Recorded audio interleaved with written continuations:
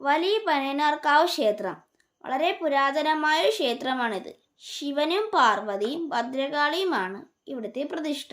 ഐഗിരി നന്ദിനി നന്ദിതമേദിനി വിശ്വവിനോദിനി നന്ദനുതേ ഗിരിവരവിന്ധ്യ ശിരോദിനി വാസിനി വിഷ്ണുവിലാസിനി ജിഷ്ണുനുതേ. ക്ഷേത്രത്തിന്റെ വലതുവശത്തായി യക്ഷിയമ്മയെ കുടിയിരുത്തിയിരിക്കുന്നു.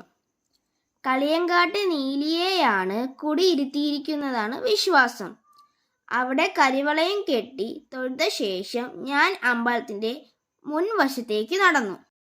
ഭഗവതി കണ്ഠ കുടുംബിനി ഭൂരി കുടുംബിനി ഭൂരി കൃതേ ജയ ജയ ഹേ മഹിഷാസുരമർദിനി.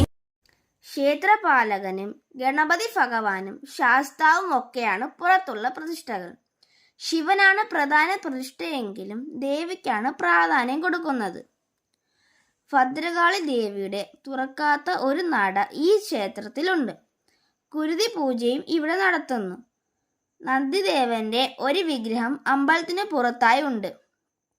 എല്ലായിടവും തൊഴുത് ശേഷം ക്ഷേത്രത്തിന്റെ വെളിയിലെ സർപ്പക്കാവിൽ തൊഴാനായി ഞാനും അമ്മയും പുറത്തേക്ക് ഇറങ്ങി. അവിടെ തൊഴുത് ഇറങ്ങിയ ഞാൻ നേരെ പോയത് ആറിന്റെ അടുത്തേക്കാണ്. പോകുന്ന വഴി കുറെ പന നൽകുന്നത് കണ്ടു. കുറച്ച് മീനൊക്കെ പിടിക്കാനെന്ന് കരുതി ചൂണ്ടയൊക്കെ ആയി ഞാൻ അങ്ങോട്ട് പോയത്. പക്ഷെ അവിടെ ചെന്നപ്പോൾ ഒരു ബോർഡ് കണ്ടു, ആറ്റിലിറങ്ങരുത്, അപകടമുണ്ടായ, ബഹളമുണ്ടാക്കി ആളെ കൂട്ടണമെന്നൊക്കെ. മീൻ പിടിക്കാൻ പോയ ഞാൻ ഒരു മീനെ പോലും കാണാൻ പറ്റാതെ തിരികെ നടന്നു.